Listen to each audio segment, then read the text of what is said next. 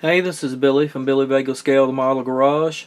This is a little sneak peek at the rusted out 1967 Camaro that I took to the TAM show last weekend. It's not yet, still not finished. It made it to the show. It done well at the show, but it's still not finished. So I'm not going to do a video on that right now. Video will come later as soon as I wrap up some more details with it. I just wanted to show everybody as it sits right now, and like I said, it's been to a show and it done pretty well. Basically what I want to do is let everybody know of the project that I'm going to start working on for the winter. And there's a guess at what it's going to be. You ring any bells? Okay.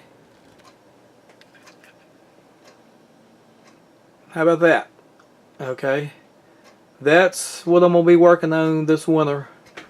I'm going to make an attempt at doing a John Milner 1932 American Graffiti Coupe. My basis, where I'm going to start out with, it will be with the Revell 32.5 window. That's where I'll be getting the body and the frame from, and the basic interior. And then I will also be borrowing some parts, a lot of suspension pieces, some of the interior work, engine pieces from the Revell diecast. I've been doing a lot of research on the car, and been learning a lot about it. Basically, the Revell diecast has got the right suspension, with the rear chassis being cut off, and with the cross member and the buggy type spring. I probably would try to use this complete chassis, but I was having some interference with it working with the body, so I'll be using the kit chassis and adapting some of the parts from the diecast, and maybe actually just using the diecast as a pattern. But I will be at least using the front part of the chassis, because it does have the correct headlight stanchions, and it does have the correct front motor mounts as with the real car. So, and then moving on to the body. Here you can see the stock body as compared to a body that I have chopped, and that's just a prototype. That's not the one I'm going to be using, but showing you the difference in the two. It's about an eighth of an inch it's got to come out, which roughly comes out to be about 3 scale inches.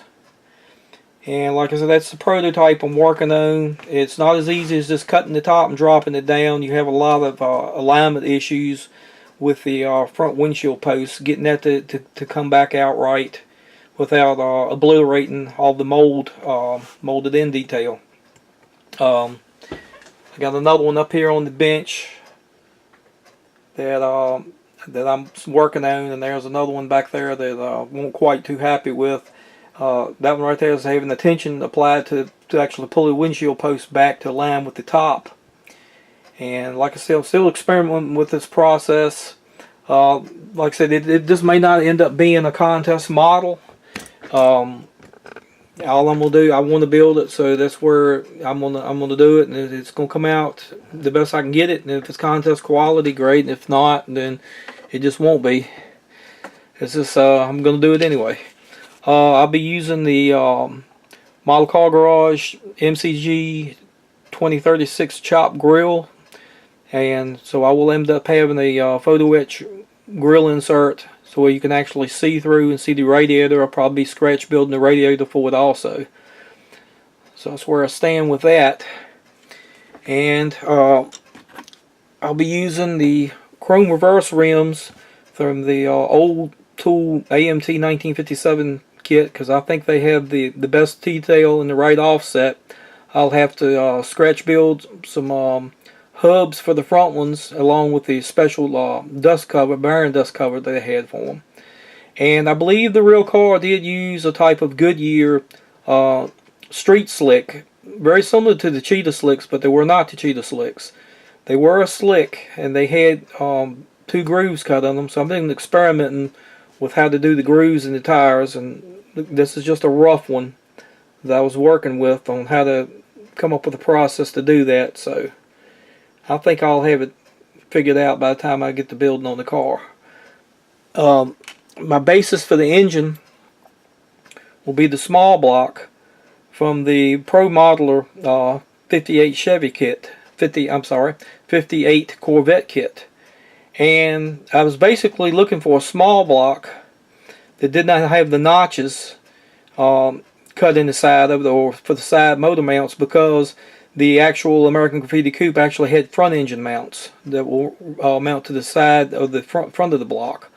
So I didn't need an engine that had holes in it or mounts to the side of it, so that worked out good. And then the more I got to looking at it, it had the correct bell housing, which I believe in real life was cast iron, which the real American Graffiti Coupe did have that type of bell housing. And then it also worked out that it had the correct Borgwarner T10 4-speed. So I will be using the complete engine and transmission assembly from the 1958 Pro Modeler Corvette kit. And the heads, I'm still looking for a good set of double hump heads. Maybe the 66 Nova will provide me with the right heads. So we'll take it from there. And then I will be using the rare Manafray or Mana-Free, or however you pronounce it, intake manifold from the Revell diecast. This will have to be stripped and painted back aluminum, and I got to do some modifications to it. But it will have the 4 2 barrels set up as the real car did, and I'll probably be using the Rochester 2 barrels from the Revell 1966 GTO. Obviously, I'm gonna have to cut them apart and add linkage detail, and I got to make the correct fuel inlet. Probably won't be using that middle carburetor because of the choke assembly, but so I got to have 2 sets of these to get 4 of them that I needed. And I'll probably be making the aluminum scoops out of aluminum tubing. And it's going to be quite tricky on how to get the bends on them and get them just right, but that's where I'm headed to on that, to get the engine. The correct Cal Custom valve covers will be coming from the Revell diecast also. With the engine, I'll also be using various pulleys from the different manufacturers. I'll have the separate alternator pulley and the fan pulley and the crankshaft pulley with a rubber belt. Probably using a aluminum, photo etched alternator fan. So I'm gonna try to get the engine, as with a lot of my kits, to be right on. I'll be using the Replica Miniatures resin distributor cap because it will be very very visible. So the pre-wired distributor just ain't gonna quite cut it on this one. Oil filler cap that actually goes on the tube in the intake. A perfect match was the RB one from RB Motion. So I got that one out. I'll be using a Parks by Park. Even though the coil was just look like a stock coil painted black, I'll make a bracket for this and mount it to the firewall. And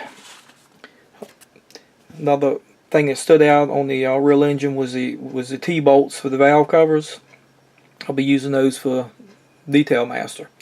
So anyway, like I said, this is just a basic of where I'm headed to on the project and some of the things that I got figured out. A whole lot more things that I got to go yet. And like I said, it may not end up being a contest quality model, but it's something I've been wanting to do for years, and I'm going for it. And I'll keep everybody updated on it. I got a lot of things coming up from work, but I do look for a break around Thanksgiving or Christmas, so look for updates. Maybe might have even one before then. Alright, this is Billy Vega. Y'all take it easy. Bye.